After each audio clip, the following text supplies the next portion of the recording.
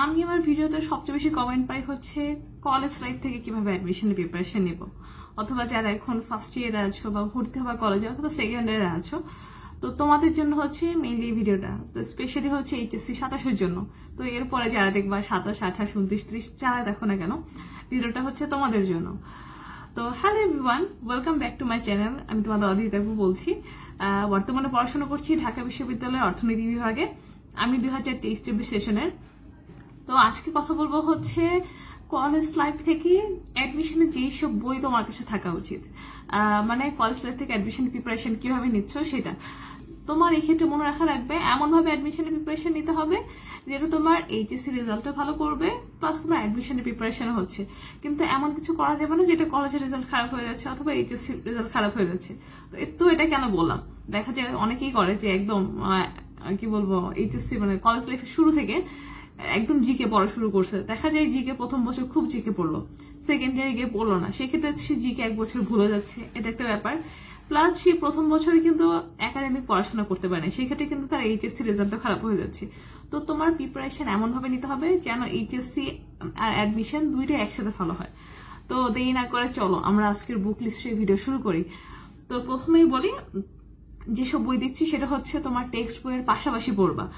তো প্রথমে বলি হচ্ছে বাংলার কথা। তো বাংলার জন্য আমি কিন্তু অলরেডি আমার একটা বুক লিস্টের ভিডিও আপলোড করছি, যেটা হচ্ছে ফুল অ্যাডমিশন গাইডলাইনের, মানে একদম ফুল অ্যাডমিশন টাইমে তোমার যতগুলো বই লাগবে একদম A to Z সবগুলো বইয়ের কথা বলছি। তো সেই ক্ষেত্রে ওই ভিডিওটা দেখে আসতে পারো। এটার মধ্যে অনেক সিমিলারিটিজ আছে, যেহেতু আমি সেম বই পড়ছি। কিন্তু যারা স্পেশাল এইচএসসি মানে কলেজের শুরু থেকে দেখতেছো তোমাদের জন্য। তো প্রথমে আসি বাংলায়। তো বাংলাতেও তোমরা টেক্সট বইটা ভালো করে পড়তেছো, গদ্য পদ্য নাটক উপন্যাস এগুলো একদম ভালো করে পড়বা। এর পাশাপাশি তোমরা অভিযাত্রী বইটা কিনবা। আমি এই সাইড স্ক্রিনে বইয়ের ছবি দিয়ে দিচ্ছি, তোমরা বইটা দেখে রাখতে পারো। অভিযাত্রী বইটা কিনে রাখবা। অভিযাত্রী বইটার মধ্যে হচ্ছে কি কি থাকে, ফার্স্ট পেপার সেকেন্ড পেপার দুইটাই থাকতেছে। অভিযাত্রী বইটার মধ্যে কিন্তু কোনো মুখস্থ পাঠ থাকে না, এটা কিন্তু একটা ব্যাপার। তো প্রথমে অভিযাত্রী বইটা থেকে হচ্ছে, ধরো তুমি আজকে একটা গদ্য পড়লা, ধরো অপরিচিতা পড়লা, পড়ার পরে তুমি ভাবলাম যে ঠিক আছে অপরিচিতা পড়লাম। আমি গাইডের কোয়েশ্চেন সলভ করতাম, আমি পাঞ্জেরি গাইড পড়তাম, তো পাঞ্জেরি কোয়েশ্চেন সলভ করতাম। তো পাঞ্জেরির মধ্যে কি থাকে, খালি বোর্ড কোয়েশ্চেন গুলো ম্যাক্সিমাম থাকে আর কিছু এক্সট্রা থাকে।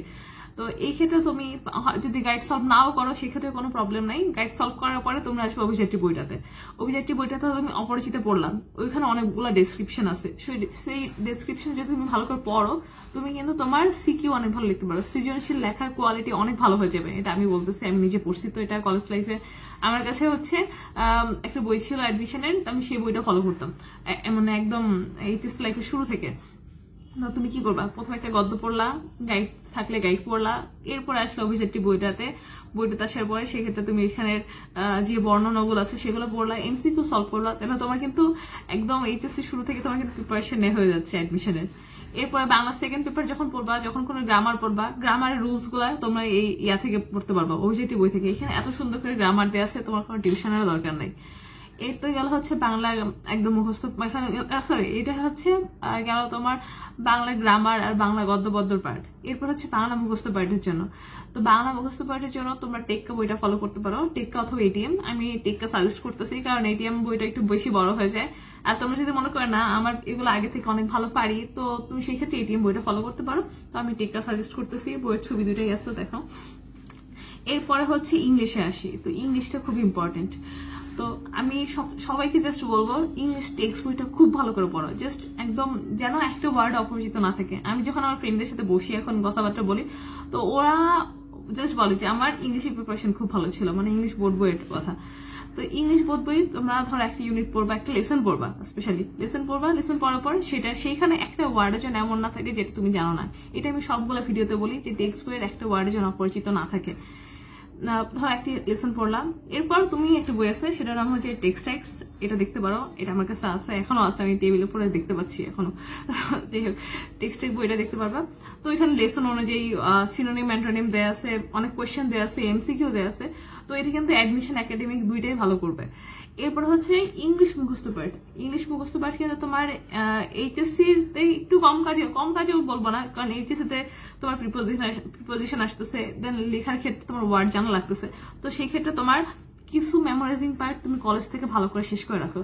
তো সেই মেমোরাইজিং পার্টের জন্য তুমি ফলো করতে পারো এই যে আনলকিং ভোকাবুলারিজ, এই বইটা।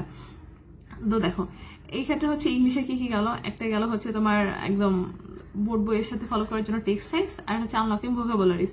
এখন মুখস্থ পাঠ পড়ার ব্যাপারটা বলি। মুখস্থ পাঠের ব্যাপারটা হচ্ছে লাইক প্রিপোজিশন, তারপর হচ্ছে ফ্রেজ এন্ড ইডিয়ামস, স্পেলিং, এগুলো থেকে কিন্তু অ্যাডমিশনে 3-4টা কোশ্চেন হয়ে যায়। তো 15 মার্কসের মধ্যে 3-4 মার্কস যদি এখান থেকে চলে আসে তো এটা ভালো করা অনেক ইম্পর্টেন্ট। আর শুধু অ্যাডমিশনে 3-4 মাস পিরিয়ডের মধ্যে সবগুলো শেষ করা খুবই টাফ হয়ে যায়। তো সেই ক্ষেত্রে এই মুখস্থ পাঠটা হচ্ছে খুবই মাস্ট, তুমি যেখান থেকে পারো বইটা কালেক্ট করো। তারপর হচ্ছে এটা গেল। এরপর হচ্ছে জিকে কথা বলি। তো আমি পার্সোনালি সাজেস্ট করবো না এইচএসসি লাইফে জিকে পড়া। তোমাদের যদি আগে থেকে কারো পড়া থাকে সেক্ষেত্রে ফলো করতে পারো। আমি সত্যি কথা বলতেছি, আমি একাডেমিক লাইফে জিকে পড়ি নাই। আমার কাছে এমপি হিস্ট্রি বাংলাদেশ বইটা ছিল। আমি মেবি কোনো একটা কুইজ দেওয়ার সময় জাস্ট প্রথম কয়েকটা স্কুলে দেখছিলাম। মানে আমি তো হলি কোর্সে ছিলাম, নটরডেম কলেজে একটা ফোক ফেস্ট ছিল, সেখানে হচ্ছে ফোক ফেস্টের একটা কুইজ ছিল। সেখানে হচ্ছে আমি ভাবলাম ঠিক আছে তাহলে বাংলা সাহিত্য টাইত্য নিয়ে কিছু একটা দেখে যাই আর সামথিং। তো সেই একটা দিন আমি জাস্ট বইটা খুলছিলাম। যাই হোক, লাকিলি আমি কুইজে সেকেন্ড হয়েছিলাম। যাই হোক, তো এই ক্ষেত্রে হচ্ছে আমি জিকেটা সাজেস্ট করতেছি না। কেউ যদি মনে করো না ঠিক আছে আমি অতি উৎসাহী, এটা আমি অতি উৎসাহী বলতেছি, আমি যেগুলো বলছি সেগুলো আগে ফলো করো, ওগুলো পড়ো, দেখবে অ্যাডমিশন টাইম এত স্মুথ যাইতেছে, কোনো প্যারা হবে না। তো আর যদি মনে করো না ঠিক আছে আমি আসলে অতি উৎসাহী, সেই ক্ষেত্রে তুমি জোবার জিকেটা ফলো করতে পারো। এখন কথা হচ্ছে বইগুলো কই পাবা। এখন অ্যাডমিশন টাইমে অনেকেই ঢাকায় আসতেছো, বই ঠই কেনা খুব ইজি, কারণ ঢাকায় অ্যাভেলেবেল সবগুলো বই। সেই ক্ষেত্রে তোমরা অনলাইন অর্ডার দিতে পারো। আমি আগের কোনো ভিডিওতে এই বই কেনার কথা কখনো কিছু বলি নাই। তো আমি দেখছি আমার মানে আমার যে 16,000 সাবস্ক্রাইবার ফ্যামিলি আছে সেটা শুধু ঢাকা কেন্দ্রিক না, পুরো বাংলাদেশ থেকে আসতেছে। তো তোমাদের সকলের সুবিধার্থে আমি বলতেছি, আমি তোমরা চাইলে সবগুলার পেজের লিঙ্ক আমি আমার ডিসক্রিপশন বক্সে দিয়ে দিচ্ছি, অথবা যে অথর আছে তার আইডি দিয়ে দিচ্ছি, তোমরা তাকে রিকোয়েস্ট করো। রিকোয়েস্ট মানে তোমরা তাকে নক দাও, নক দিয়ে বইটা কিনতে পারো অনলাইনে। অ্যান্ড কিছু বই হাতের কাছে রাখা ভালো। অ্যান্ড এইসব বই কিন্তু দেখো তুমি একটা কিনলে তোমার অ্যাডমিশন টাইমে নতুন বই কেন লাগতেছে না। যেমন অভিজাতি বই, তারপর হচ্ছে আনলকিং ভোকাবুলারিজ, টেক্কা, এগুলো একটা কিনলে এটা তোমার অ্যাডমিশন টাইম পর্যন্ত পার হয়ে যাচ্ছে। তো সেই ক্ষেত্রে তোমার জাস্ট এই কয়টা বই কিনলে এনাফ। তোমরা অনেকে আমাকে জিজ্ঞেস করছো যে আমার কেন ফেসবুক পেজ নাই, আমার সাথে কিভাবে কন্ট্যাক্ট করবা।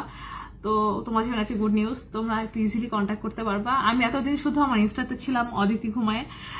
তো আমি দেখলাম যে আসলে ইনস্টা ইউজার খুবই কম, কারণ আমি নিজেও কমই চালাই। তো সেই ক্ষেত্রে আমি এখন আমার ফেসবুক পেজ ওপেন করছি। আমার চ্যানেলের নামে অবশ্যই আমি ডেসক্রিপশন বক্সে লিঙ্কটা দিয়ে দিচ্ছি, তোমরা যে এখন যে ফলো দিয়ে আসো, লাইক দিয়ে আসো, অ্যান্ড তোমাদের ফ্রেন্ডদেরকে ইনভাইট দিয়ে আসো, একটু রিচ বাড়ায় দাও, বুঝছো।